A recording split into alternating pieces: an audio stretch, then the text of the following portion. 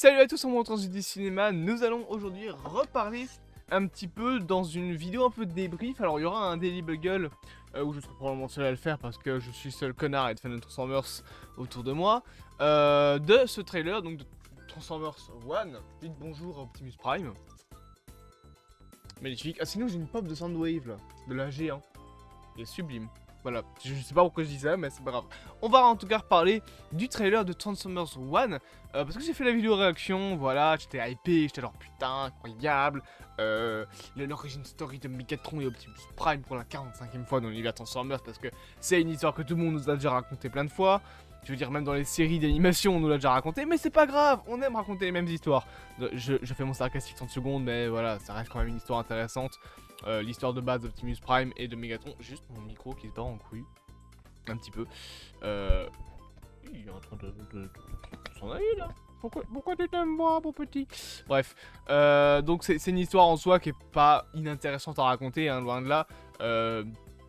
Juste que bon, là c'est un peu bizarre de ne l'intégrer à aucune timeline parce que du coup, bah, tu n'as pas le contexte de l'aventure, des aventures qu'on a vécues avec Optimus. Ce serait par exemple, comme par exemple ce qu'ils ont fait avec Transformers Prime, où on a eu le temps de s'attacher à cet Optimus Prime là, à détester ce Megatron là, enfin le détester dans le bon sens du terme, le détester en mode ah c'est un méchant. On peut aimer un méchant, mais voilà, c'est... Tu vas pas te dire ah ouais, moi je veux 4 saisons où Megatron c'est le grand héros de l'histoire. Non, Megatron c'est un méchant. Pas logique. Là, je trouve que c'est un petit peu dommage de n'intégrer à aucune timeline. Alors, c'est cool de faire des films Transformers un petit peu plus indépendants, je dis pas le contraire. Mais du coup, ça fait que ces versions-là, tes personnages, on ne les connaît pas. On ne sait pas qui ils sont. Et du coup, on aura du mal un peu à s'attacher à eux. Surtout si on sait qu'en plus, les deux-là vont devenir Megatron et Optimus par la suite. C'est un petit peu le même problème que j'ai en fait avec la prélogie Star Wars.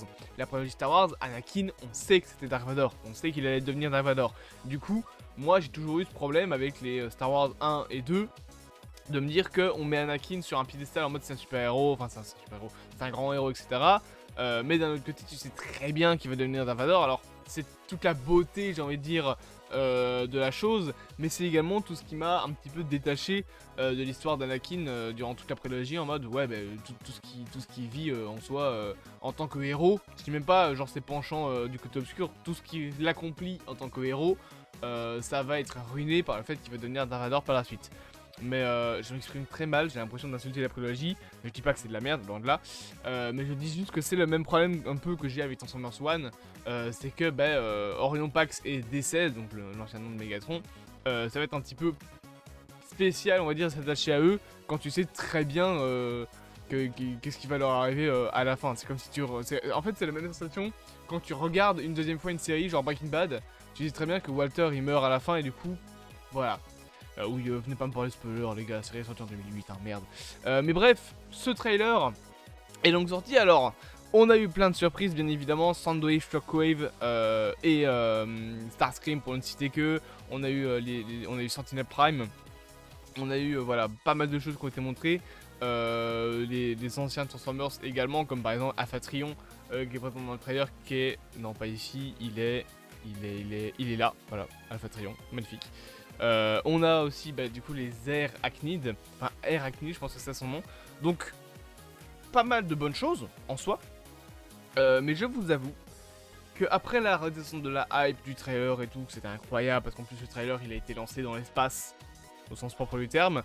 J'avais envie de refaire cette vidéo histoire de me donner un petit peu l'avis, me donner un petit peu mon avis sur le trailer après coup, et je suis très mitigé. Je suis très mitigé au fur et à mesure et j'ai beaucoup peur pour ce film. Pour plusieurs choses. Déjà, premièrement, l'humour. Bumblebee va très vite me casser les couilles. Je le sens très... Enfin, B127, excusez-moi. C'est vrai que là, il n'a pas encore son nom, que c'est B127. Ça, c'est pas Bumblebee. Il est où, Bumblebee Bumblebee, où est-ce que tu es, petit? Non, ça, c'est Arachnid. Voilà, il est là. Déjà, il y a des séquences du film, enfin du trailer où je me dis, oh, il va être chiant dans le film. C'est le coup du, ouais, je sais plus quoi. Je pense qu'il dit quoi? Il dit Baratron, un truc ainsi. Enfin, genre, c'était un petit peu de l'humour goofy comme ça. Alors, je dis pas que ça va pas bien avec l'univers Transformers, enfin on rappelle quand même que de base c'est une saga faite pour vendre des jouets. Les dessins animés ont souvent eu ce petit humour un petit peu goofy comme ça. au rappel, hein, dans la G1, il y a quand même un Transformers qui tombe amoureux d'une humaine, donc voilà, il y a quand même eu plus con dans l'univers. Je dis pas que ça peut pas être sérieux, je dis pas qu'il faut pas réduire ça à un truc de jouet. Faut toujours être tatillon sur internet quand tu dis un truc, c'est horrible. J'ai l'impression que je vais énerver la moitié de la communauté en disant ce que je dis dans la vidéo. Mais l'humour m'a dérangé un petit peu dans le film parce que c'est l'humour un petit peu... je vais pas dire comme les gens, il y a des gens sur Twitter qui comparent ça à l'humour MCU, non c'est pas vraiment l'humour MCU. Parce qu'en plus l'humour MCU c'est plus l'humour cynique. C'est un peu plus genre l'humour comme le dernier film Donjons et Dragons. Sauf que c'est vraiment le blockbuster comédie de base quoi. Et j'ai pas vraiment été très touché par le film. Autre chose, ça je l'avais déjà dit, c'est les designs. Moi je sais pas, j'y arrive pas, je les trouve pas... Je les trouve pas terribles en fait. Déjà, Elita One on dirait un design généré par IA. je sais pas pourquoi, on dirait vraiment un peu des Transformers générés par IA en fait. Du coup ça fait un peu bizarre. Alors on repassera hein, sur ce côté bouche réaliste. Ça j'avais dit que ça me plaisait pas parce que j'aime pas les bouches réalistes comme ça, je trouve ça un petit peu bizarre. Et même à l'époque de la G1 je trouvais ça bizarre. Alors on va me dire oui mais c'est comme ça dans les Transformers depuis toujours. Oui bah, ça m'a toujours dérangé, c'est pas nouveau le fait que ça me dérange comme ça. Je suis beaucoup plus, j'aime beaucoup plus les bouches plus robotiques comme on en a dans le trailer, hein, je veux dire Alpha Trion.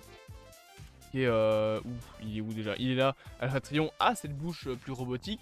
Je trouve ça plus joli que d'avoir une bouche en mode... En fait ça me fait trop penser à Tom...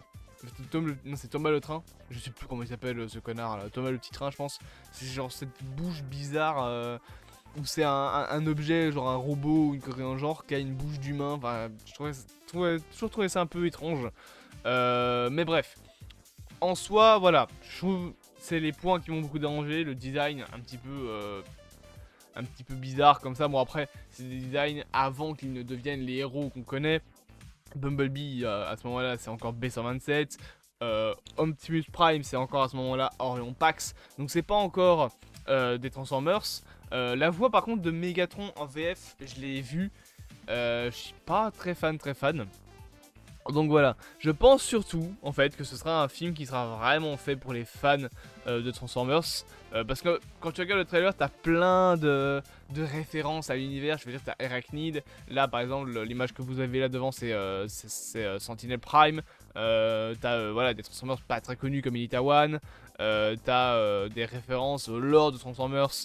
De choses qui sont pas très connues du grand public. Là tout ce petit bordel que vous voyez, il y a plein de Transformers qu'on connaît, genre Brown, Sideswipe, etc. Hound aussi qui est présent. Donc voilà, ici aussi voilà, c'est encore une fois des trucs qui sont vraiment faits pour les fans. Je pense que ce sera un film fait pour les fans et ça c'est très notable comme chose que les gens veulent faire. Mais voilà, il faudra peut-être un deuxième trailer pour être convaincu. Je voulais juste faire cette vidéo histoire de parler un petit peu de mon ressenti concernant tout ce bordel. J'espère que cette vidéo vous aura plu. Bien évidemment, n'hésitez pas à vous abonner, à partager, à liker et à commenter. Et on se dit à bientôt pour de prochaines aventures.